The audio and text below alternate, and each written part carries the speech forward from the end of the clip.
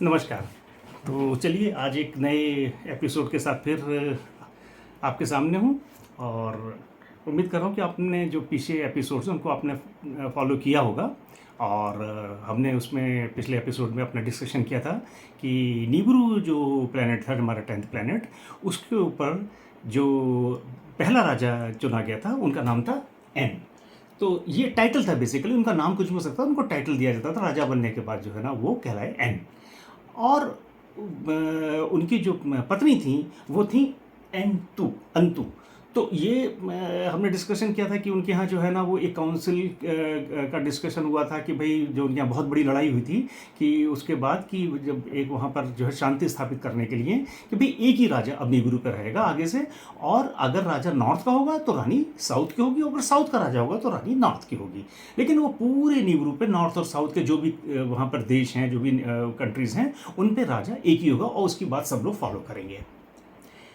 चलिए अब ये कहानी अब आगे हम यहाँ से बढ़ाते हैं। तो जो काउंसिल थी उन्होंने ये भी डिसाइड किया था कि जो पहला बच्चा पैदा होगा, फर्स्ट सन, लीगली वेडेड वाइफ से, यानी जो उनकी लीगल वाइफ होगी जिससे मैरी हुई, उनके जो मतलब पहला बेटा होगा वो राजा बनेगा। तो जो क्वीन अंतु थी, इनके 3 बेटे हुए, कोई बेटी नहीं हुई, सिर्फ 3 इनके बेटे पैदा हुए। और जो पहला उनका जो बेटा था उसका नाम था की। तो वो जो है ना एन के बाद राजा बना और उसका नाम हो गया एन, क्योंकि वो टाइटल है, और की जो उसका नाम था एंकी। तो एंकी जो है वो एन के बाद वहाँ का राजा बना।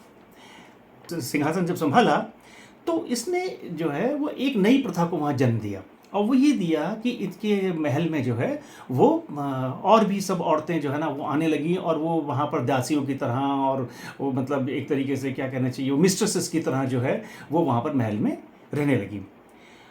और इसकी कुछ किसी वजह से इसकी जो इनकी की जो शादी थी वो भी 2-3 बार हुई, लेकिन वो शादी इसकी हो नहीं पाई। मे बी बिकॉज उसकी इस नेचर की वजह से, वो जो थोड़ा सा प्रोमिस्क्यूअस या उसकी रसिक सी नेचर थी वो वहाँ पसंद नहीं की लोगों ने, और उसकी मतलब जो है ना कोई भी रानी बनने को तैयार नहीं हुई, उसकी शादी नहीं हो पाई और उसकी डेथ हो गई। अब जब इसकी डेथ हो गई तो ये हुआ कि अब ये राजा किसको यहाँ पर जो है ना वो बनाया जाए। तो अब उन्होंने जो काउंसिल ने ये फैसला किया कि भाई क्योंकि जब इसका कोई लीगली, जब इसकी शादी नहीं हुई तो इसके कोई लीगल कोई बेटा नहीं है, तो जो सेकंड बेटा था, क्योंकि अंतु के जो है ना वो 3 बच्चे थे, 3 बेटे थे, तो पहला जो था एंकी था।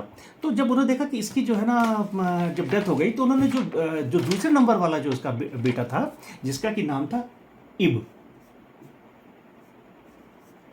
तो इब को जो है वो वहाँ पर उन्होंने गद्दी पे बिठाया और उसको जो है ना वहाँ पर राजा मान लिया। तो जब गद्दी पे बिठा दिया तो फिर जो इब था वो बन गया एन इब, क्योंकि राजा था तो उसको टाइटल मिल गया। तो एन इब जो है वहाँ का फिर वो राजा बना। वहाँ का एक अजीब सिस्टम था निबिरू का, वो ये था कि वो एक अपने जेनेटिक कोड को, या जो उनकी ब्लड लाइन जिसको हम कह सकते हैं, उसको मिक्स नहीं होने, उसको क्रॉस नहीं होने देते। आज भी हम जानते हैं पृथ्वी पर बहुत से ऐसे कबीले हैं, बहुत से ऐसी जगह पर हैं, बहुत से ऐसी रॉयल फैमिलीज हैं जिनके यहाँ शादी आपस में ही होती है, वो अपनी ब्लड लाइन को मिक्स नहीं होने देते, जिसको कि वो कहते हैं ब्लू ब्लड और रॉयल ब्लड है तो उसको मिक्स नहीं होने देते, तो उसको ठीक नहीं मानते वो। तो यहाँ क्या था कि निबिरू में भी वो जो शादियाँ होती थी वो उनकी क्लोज फैमिली मेम्बर्स में ही शादी वो करते थे। और एक वहाँ का जो रूल था वो ये था कि भाई जो फादर जो है, पिता जो है वो एक हो सकता है, लेकिन मदर जो है अलग अलग होने चाहिए, और वो जो अलग अलग जो मदर्स हैं उनके जो बच्चे हैं उनमें आपस में शादी हो सकती है। तो एक तरीके से उनके यहाँ जो शादी होती थी वो स्टेप ब्रदर्स और स्टेप सिस्टर्स के बीच में होती थी। अब ये जो किंग एनिप था, इसने जो है वो अपने जो छोटा भाई था, जो इसके बाद जो तीसरे नंबर का जो बेटा था इनका अंतु का, उसकी बेटी से जो है उसने शादी करी, और उसने उससे जो है ना वो शादी करी, और वो फिर जो है ना वहाँ की रानी बन गई। जो उससे बेटा पैदा हुआ उसका नाम था शर्गल। तो शर्गल बना, गद्दी पे बैठा, तो जाहिर सी बात है उसके आगे टाइटल लग गया, तो क्या कहने लगा अनशरगल। तो अनशरगल जो है ना ये फिर वहाँ का राजा बना। क्या है कि अनशरगल ने बहुत इंटरेस्ट लिया नॉलेज को परसू करने में, और उसने बहुत डीपली स्टडी किया वहाँ के एस्ट्रोनॉमी को, निब्रू का जो प्लानिटरी सिस्टम था पूरा उसको स्टडी किया, और जो पूरे ब्रह्मांड में वहाँ पर और भी जो चीज़ें थी उनके बारे में उसने स्टडी किया।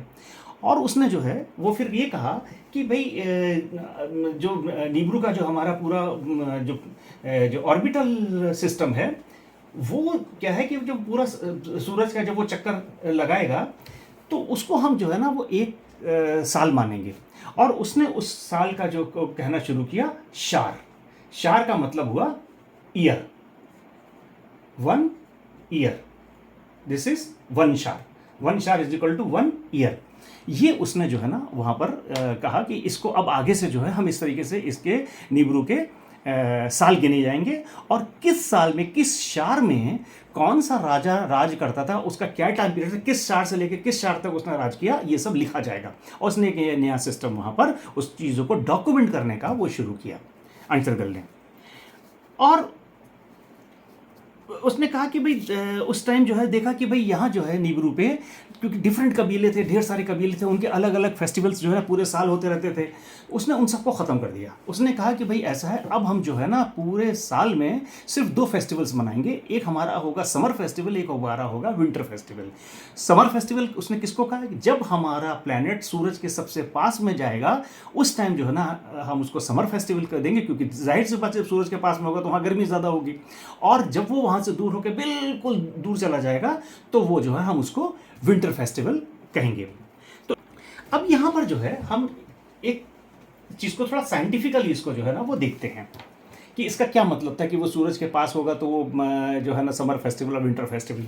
तो देखिए ये मान के चलिए कि जैसे कि ये हमारा सूरज है, तो जो भी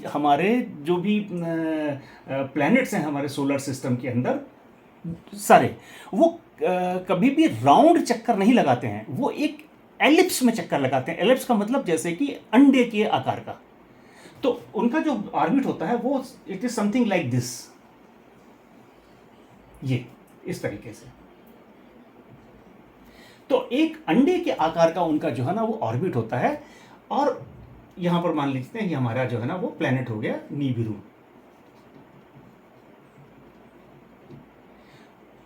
तो अपने चक्कर के दौरान जो सारे प्लैनेट हैं एक बार जो है ना वो अपने स्टार के सबसे करीबी पॉइंट पे होते हैं और एक बार अपने सबसे डिस्टेंस पॉइंट पे होते हैं, जो सबसे दूर वाला पॉइंट होता है। जो सबसे करीबी वाला पॉइंट होता है हम साइंटिफिकली उसको जो है ना कहते हैं पेरिजी।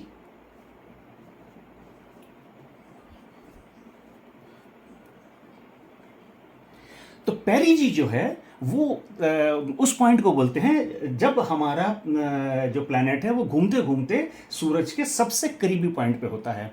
और उसी तरीके से जब वो सबसे ज्यादा दूर वाले पॉइंट पे होता है तो उसको हम कहते हैं एपोजी।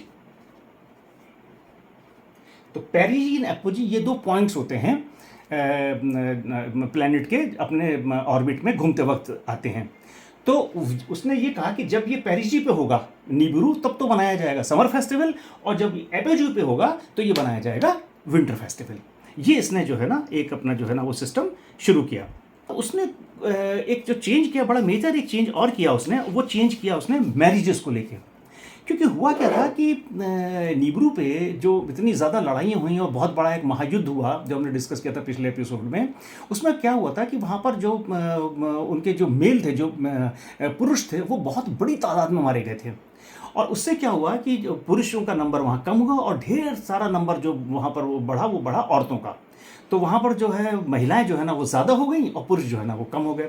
तब उसने एक बैलेंस बनाने के लिए जो है ना ये कहा कि भाई ठीक है, उसने ये देखा कि भाई ये उसके पहले के जो राजा थे वो महल में औरतों को लाते थे, उनके साथ मतलब जो है ना वो अपने संबंध रखते थे और वो वहाँ रहती थी। तो उसने कहा नहीं, अब आज से जो है निबिरू पे रूल ये होगा कि एक जो आदमी जो है वो कई औरतों से शादी कर सकता है, लेकिन जो उस रानी का जो पहली जो उसकी वेडेड जो लीगली वेडेड जो वाइफ होगी, जो रानी होगी, वो ही उसका जो बच्चा होगा वही राज करेगा। ये उसने जो है ना उसमें रूल कर दिया। लेकिन उसके इस रूल ने वहाँ पर जो है ना बड़ा कन्फ्यूजन पैदा कर दिया। वो कन्फ्यूजन क्या हुआ कि लोगों ने ये कहा कि सपोज मतलब जो है राजा ने कई औरतों से शादी करी, कई रानियाँ उसकी जो है ना वो हो गई ABCD करके, और जो बाकी की जो जिसने शादी करी, सपोज पहला बच्चा उनसे पैदा हुआ, पहला बेटा, लेकिन बाद में अगर जो है वो लीगली वेडेड जो रानी है उससे बच्चा पैदा हो गया तो क्या होगा? तो फिर उस टाइम मतलब जो है ना कौन राजा बनेगा? तो ये एक कन्फ्यूजन वहाँ पर था।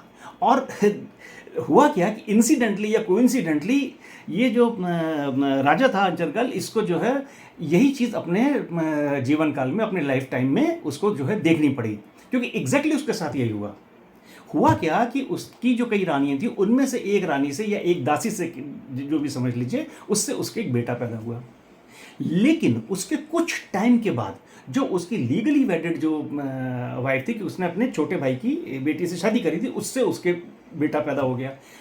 अब जो ये रानी थी उसने वहाँ पर जो है ना बड़ा शोर मचाया। उसने कहा कि नहीं, ये रूल ही गलत है। क्यों? क्योंकि हमारी जो है ना वो इससे तो जो हमारी जो जेनेटिक लाइन है वो मिक्सअप हो रही है, हमारा जो ब्लड है वो मिक्सअप हो रहा है, क्योंकि मेरा जो बेटा है वो पूरा हकदार है। उसने इसका तर्क ये दिया कि ये जो राजा है ये और हम जो है ना वैसे ही रिलेटेड हैं, क्योंकि हमारे जो है ना फादर सेम है, और ये जो हमारा बच्चा है इसमें हमारा भी अंश और हमारे फादर के भी अंश हुआ, उस तरीके से जेनेटिकली देखा जाए तो ये तो डबल उससे जो है ना वो तरीके से राजा बनने का हकदार है। तो फिर इसके ऊपर जब ये हुआ तो काउंसिल बैठी, उन्होंने इस चीज़ को बड़ी गहराई से देखा और फिर उन्होंने देखा कि हाँ ये बात तो जो है ना वो सही है। अगर मतलब जो है ना इसको हम देखें तो इसमें कोई गलत बात तो रानी कह नहीं रही है।